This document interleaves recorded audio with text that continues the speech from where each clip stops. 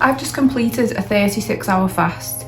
I am going to be talking about my experience with that, as well as what I broke my fast with as a vegan, what I'm planning to eat, and everything I've learned about fasting over the last few weeks.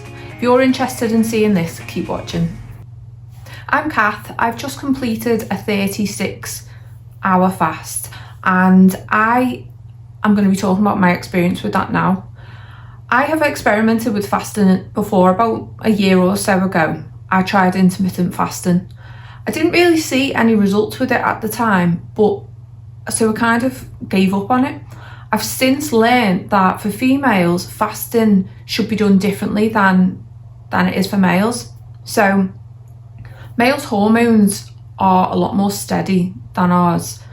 We have more hormones, females have more hormones, and they're a lot more unpredictable. They go through they change every month, they change, from week to week. So we have to kind of fast to fit in with our menstrual cycle. For example, fasting the week before your period is due is not advised because your body's already working really hard and it's under a lot of stress. So if you add fasting on top of that, you're just putting your body under unnecessary stress. So I've learned that over these last few weeks. I just want to point out as well, as someone who has ADHD, I am an intense researcher, and once I start to become interested in something, I will research it so much. So that's what I've been doing over these last few weeks, and I started doing intermittent fasting about 2 weeks ago. I was kind of varying it, and I wrote down the best times of the month to fast, and I did this from watching some videos by Dr. Mindy Peltz, and she's like an expert in fasting and especially with female hormones. So I was watching a lot of her videos and different podcasts and interviews with her, and I started writing things down. So I experimented with 16-8, so 16 hours of fasting, 8 hours, an 8-hour eating window. That to me is quite easy. So I would just stop eating at 8 o'clock at night, and then, sorry, I'm trying to do the maths now, but basically I would start eating again the next day, but I'm not really hungry in the morning, so I wouldn't eat till 11 or 12. So usually it would be 12 o'clock, and then I'd have that 12 till 8 p.m. as my eating window. That's quite easy for me. A lot of that time you're asleep anyway, so it's not really, it doesn't feel like you're fasting for that time. As I say, in the morning, I can quite easily push my breakfast back. I'm not hungry necessarily in the morning, so that was easy. Apparently, during around ovulation time, you're not meant to do too much heavy fasting. Just, I think, according to Dr. Mindy Peltz, you can do up to 15 hours of fasting. So I've been doing that, and I've been kind of varying the fasts as well, because obviously if you do the same thing over and over, your body is going to get used to it. A few days ago, I was looking into more longer fasts, so from 24 hours onwards. And at first, the idea of doing a 24-hour fast felt like a lot. But at the weekend, I had a reaction to something that I'm assuming something I'd eaten. So just a little bit of a backstory. Over the last probably year and a half maybe, I've been getting intense histamine reactions, and I think to foods. So I've been cutting different things out and seeing if that helped. A lot of the time, the histamine reaction for me would be a red face, a red itchy neck and jawline, particularly my neck and jawline was really itchy. My face would be red, and I've been working on that and cutting certain things out, but it was still continuing until a few months ago. I've been using a Rife machine, which has helped a lot with that. It's got rid of all the itching completely. But then the other day, something I must have eaten at the weekend I had a reaction to. And I just want to point out as well that the way I eat, I do eat really well, and I can't, and whatever I ate at the weekend is something that I've eaten before, so I don't know what exactly caused it. And then my husband said, well, you know, you could do like a 36-hour fast, then start again, like, and write down what you're eating and how your body reacts to it. And I thought, yeah, good idea. So we just did it. So Sunday night I had a roast. We had a roast in the night like we do every Sunday, vegan roast, and I ate loads. Like, I love roasties and stuff, and I ate me roast, and that was like before, that was about 6ish I think. But then I ended up, even though most nights now over these last few weeks I haven't even eaten past 8 o'clock, but I ended up having like a vegan yogurt, soy chocolate yogurt thing about 9:30. So I thought, right, I'm gonna go from 10 p.m. at night. So when the last time I ate was about 9:30 on Sunday, so I counted me fast from like 10 p.m. on Sunday night, and then I ate again today. So I didn't eat anything yesterday, which was Monday. I ate again today, and I ate about at 10:15. So it had been just over 36 hours. The first evening was fine, obviously, even though I've noticed over these years now, and I've started to really notice, I am a nighttime eater, like a lot of people are, like snacking in the night, and that's a habit that I've started to really notice, and I want to break that habit. So I've been finding it quite easy to stop eating by 8 o'clock, and then I'll just, if I'm hungry, I'll just drink some boiling water, or like slightly cooled boiling water, and it gives me that kind of warm feeling. And it's not the same as food, but it allows me to not eat anymore in the night. This fast, I just had water, nothing else. Mostly boiling water, hot water, and then the occasional glass of like room temperature water. I feel like that's helped me a lot, because that warm feeling of the water, again, it's not the same as food, but it gives you that kind of a fuller feeling, I would say. So yesterday morning, so this was my full day of not eating yesterday. I felt okay. I wasn't hungry or anything, but like by dinner time, or like, sorry, lunchtime, as a lot of people would say it. I say breakfast, dinner, tea. Depends on where you are in the world or in the country, you might say like breakfast, lunch, dinner. So by lunchtime, I was starting to feel a little bit hungry, and I just tried to keep busy instead. So just carried on drinking hot water, and I actually went swimming as well in the late afternoon. I took my daughter swimming, and at first I was thinking, I didn't know whether it was a good idea to go swimming, because I thought, I know like swimming makes you hungry, and also obviously because you get an exercise, it's like, I thought, I'm going to feel weak after going to swimming. So I went swimming anyway, and I did do quite a bit of swimming, but I was listening to my body, and I knew when to stop. So after swimming, I just kept busy. The hardest parts of yesterday were when I was making food for other people, like my husband and my daughter. They were the hardest parts, because I was looking at the food and I wasn't eating it. So, but once those times were past, like in the evening after they'd had the tea, I felt okay. I felt fine. I was hungry, but I was just keeping on with the hot water. And I think psychologically, because I knew I didn't have to like watch people eating, I was fine with that. So I would say 6 o'clock last night was probably when I was at my hungriest.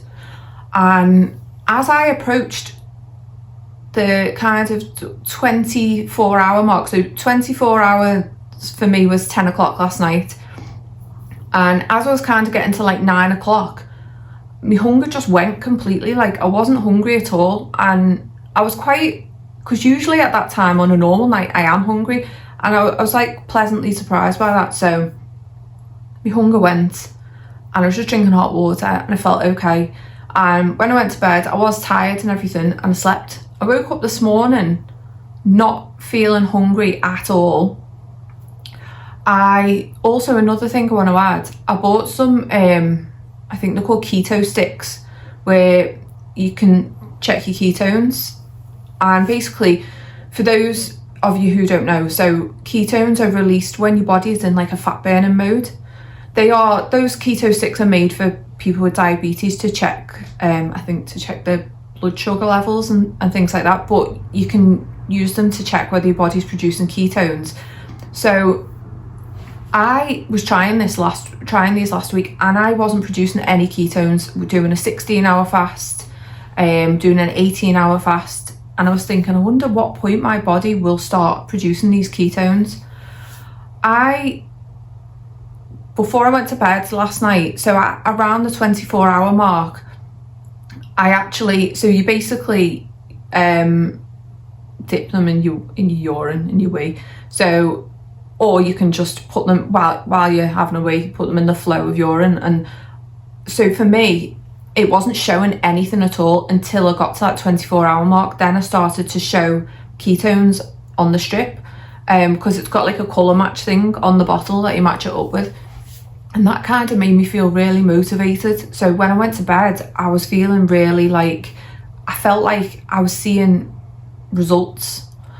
Just want to point out as well, so I am going to talk about the benefits of fasting now, but the reason that I did a 36-hour fast is not for fat loss, even though, yeah, that'd be great as well. I'm doing it for health reasons, for just to improve my health. It's got amazing health benefits, which I'll talk about. Sorry, I went off track, but just going back to this morning, I woke up not hungry, and that's great. And I actually felt excited because I thought I've only got a few hours left. And I think that, again, gave me the motivation to just carry on. I just carried on drinking hot water through the morning, took the dog for a walk after I'd taken my daughter to school. And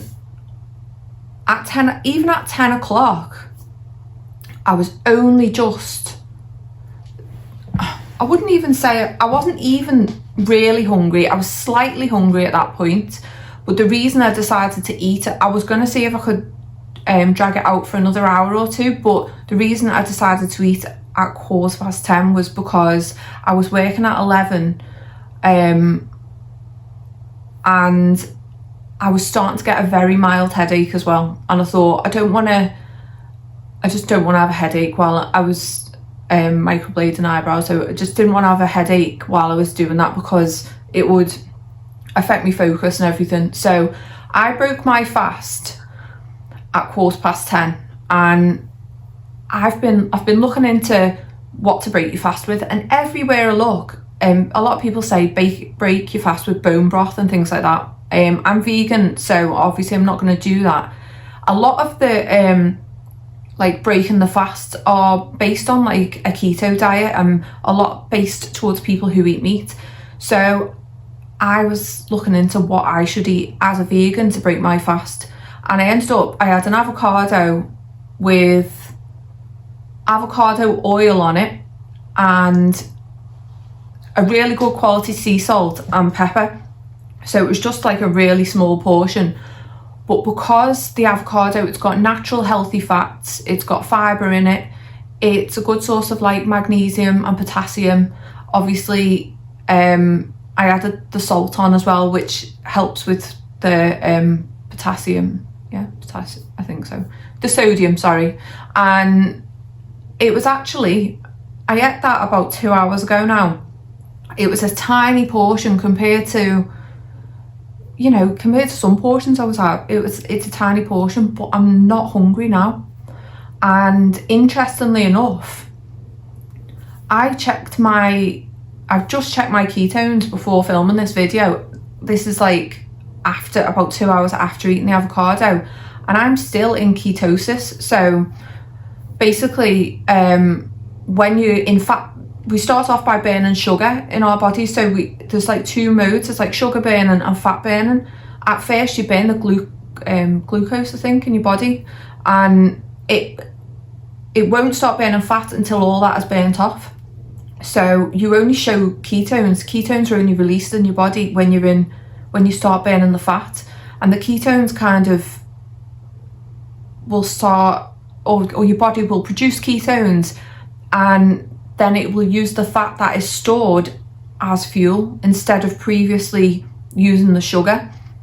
So I'm starting to learn a lot about this now, and it's changed my whole way of the way I think even about carbs. I'm not gonna cut carbs out, because that wouldn't work for me. But I am more aware of carbs, and I'm more aware of how I'm eating, and I'm trying to be more focused on protein, obviously vegan protein, but protein, plenty of, well, I was going to say fruit and veg, but here's another little side story. I'm more focused on veg at the moment. For years now, I've had a fruit smoothie in the morning, the first thing I eat in the morning. And since learning, I didn't really think of fruit as carbs. And again, I still eat fruit. I just want to point that out. I still eat fruit. But what I was noticing was, what I trialed for a few days. I thought, let me just see what I'm like without fruit. And I noticed I'm less bloated.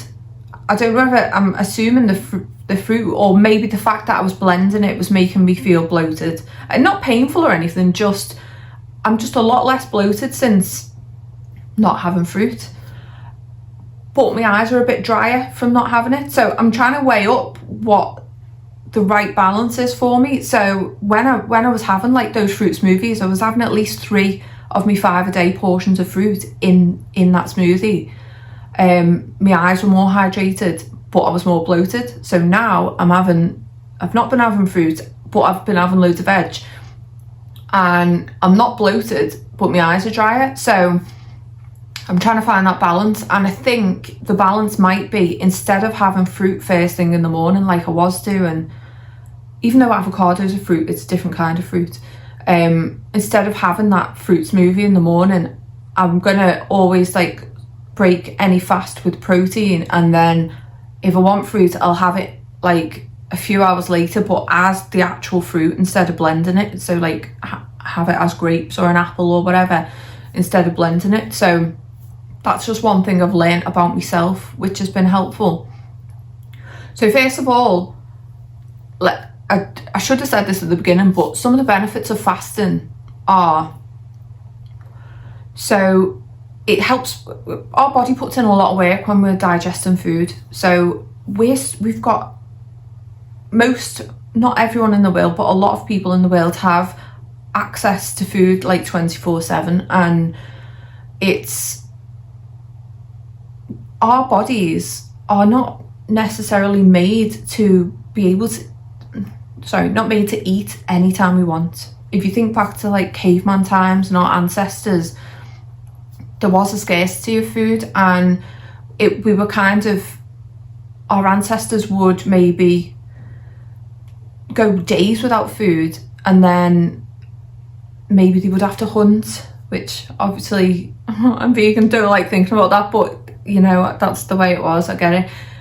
Maybe they would have to hunt, and then they would have a lot of food in one go, and then they might go like say 12 hours without food, and then they might find some berries and eat them, and nuts and whatever they could find, and then they might go a day without food and different things. So our bodies were kind of made to go for those periods of time without eating, and then sometimes eat and sometimes feast, and it was never the same. It was never like consistent, like 3 meals a day. It wasn't like that.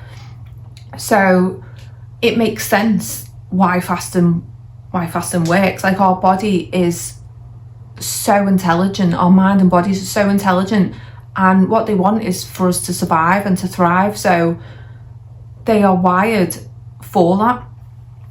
So when you go, now I'm still learning things about fasting, but even going 12 hours without eating, so that's like say stopping at 8 p.m. at night and then starting eating again at 8 a.m. the next day, having that full 12 hours to digest the food is obviously like really good. It's just good for digestion in general, and it's good to just to have a minimum of 12 hours for your body to digest properly and to do what it needs to do with the food and the nutrients that you've eaten. But when you go longer, when you fast for longer, it can put your body, for example, into ketosis, like I mentioned, so it can switch your body from the sugar burning into the fat burning mode. And that probably varies for everyone's different, and some people might get into ketosis a lot quicker than others. So for some people it might be at like 16 hours fasted. For me, I've discovered mine seems to be around 24 hours fasted. So that's great for helping if you want to have fat loss. When it comes to 36 hours, we are entering I'm trying to say it right, but autophagy I don't know how you say it, but autophagy or autophagy, however you say it. And that is basically when your body is, it's recognizing that, right, we've not got much food coming in, we need to survive. So it starts to like scan around your body for things that shouldn't be there and get rid of them. So for example, cells that are starting to go rogue and cells that are dying, for example, it starts to eat away at them. It'll eat away at body fat, it'll eat away at like viruses, bacteria, pathogens in your body. So it's like a self-healing mechanism that our amazing bodies have when we are in a fasted state for a certain amount of time. Again, I don't think there's proven exact time when that kicks in, and it's probably is different for everybody, but a lot of people, from what I can understand from the research I've been doing and the things I've been watching, a lot of people are getting those benefits with the 36-hour fast. When I woke up this morning after over 24 hours of fasting, almost having completed my 36-hour fast, I just felt so calm and my mind was just so clear, and that felt amazing. It was like the clearest it's been on waking up that I think I've ever experienced. So that was like an amazing feeling. That's a benefit that I noticed straight away. Today, I do feel clear-headed in general, and I feel like I've got more energy. So that's a benefit that's shown itself to me straight away. I have decided that I'm going to attempt to do a 36-hour fast at least every other week, and then on the other days I'm going to vary it depending on the time of the month, so some days I'm going to try my best to aim to not eat after 8 p.m. That's like a starter, like a bare minimum kind of thing. But I'm going to try like little bits of intermittent fasting, and then there'll be some days where I don't fast at all. Like the week before my period, I'm not going to fast at all. I'm just going to, I am reasonably sensible with what I eat anyway, so I'm going to just carry on doing that. Obviously, special occasions, Christmas, I'm not going to fast. I don't eat a lot of rubbish food anyway, so I'm not going to like binge on loads of, I've got a wheat intolerance anyway, so I don't eat bread, I don't eat normal pasta. If I have pasta, it's like a pea pasta or like a lentil pasta or something like that. But so I already don't eat a lot of things that, like that can cause me to feel rubbish. I already have cut out a lot of things. I do enjoy what I eat. I love the food I eat. I still have, when I get a takeaway, we tend to get a curry, like we'll get an Indian takeaway, and to be honest, the curries I get anyway are packed with vegetables. They taste amazing and they're reasonably healthy, so I'm quite okay with that.